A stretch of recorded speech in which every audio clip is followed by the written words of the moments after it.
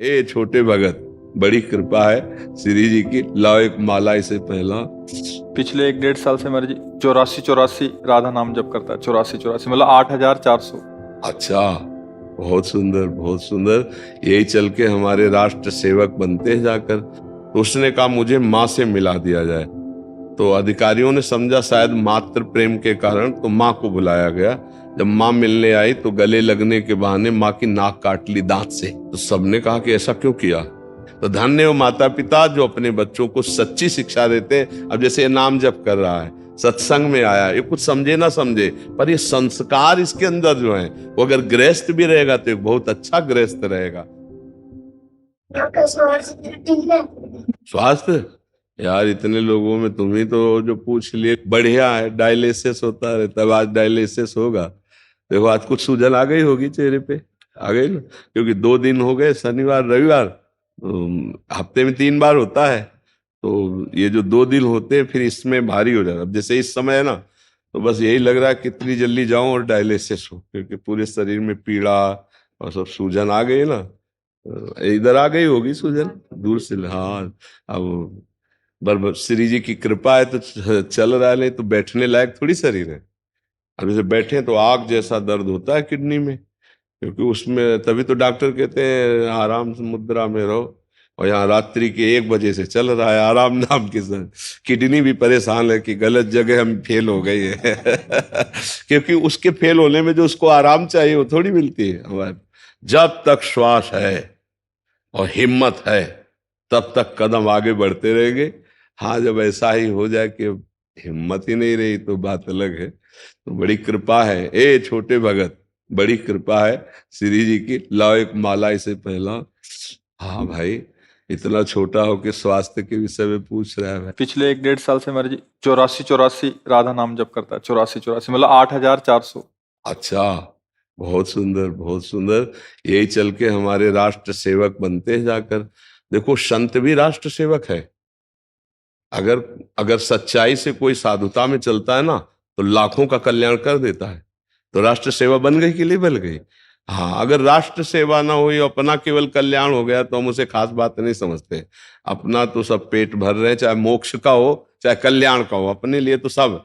लेकिन अपना पेट भर के जो औरों का पेट भरते हैं, विशेष कमाई उनकी मानी जाती है।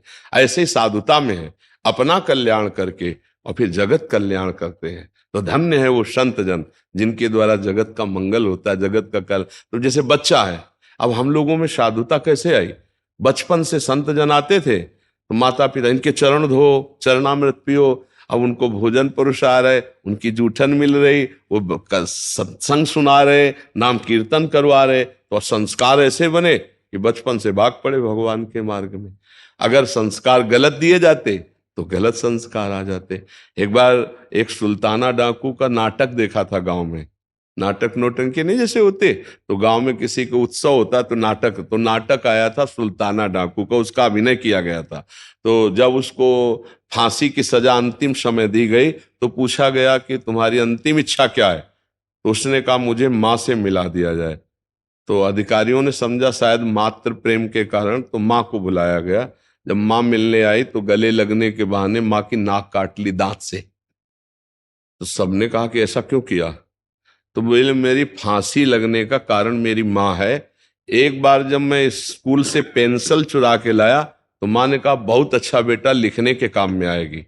बस मैंने समझा कि अच्छा काम है, तब से चोरी करता करता मैं इतना बड़ा डाकू बना और उसका परिणाम हुआ कि आज मैं फांसी की सजा में।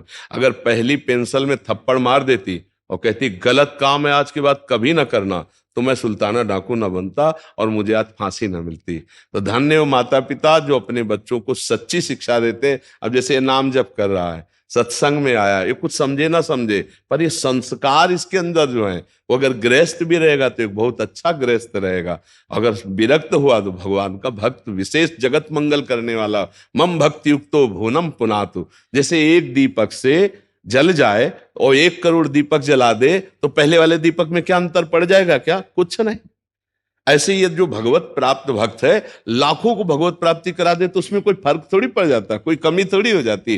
पर पहले अपना दीपक जलना चाहिए, बुझे से दीपक थोड़ी जलता है। तो पहले स्वयं सिद्ध भगवत प्राप्ति, स्वयं भगवत आनंद के, तब उसकी वाणी से लाखों को भगवत आनंद की प्राप्ति हो जाती है। और ये भजन से होता है, ये निष्कामता से होता है, ये बुरे आचरणों के त्याग से होता है। भेष चाहे जैसा हो, आचरण बुरे हैं तो कुछ लाभ नहीं, और भेष चाहे जैसा हो, आचरण अच्छे हैं तो वो महात्मा है, वो संत है। भले वो पैंट शर्ट में हो सकता है, वो धोती कुर्ता में भी हो सकता है, ऐसे ही पापी किसी भी वेश में हो सकता है। कालनेमी ने भी तो साधु का वेश धारण किया था। तो ऐसे हमारा उद्देश्य ठीक है तो हम महात्मा है, हमारा उद्देश्य ठीक नहीं तो वेश से कोई खास बात नहीं होती है जी।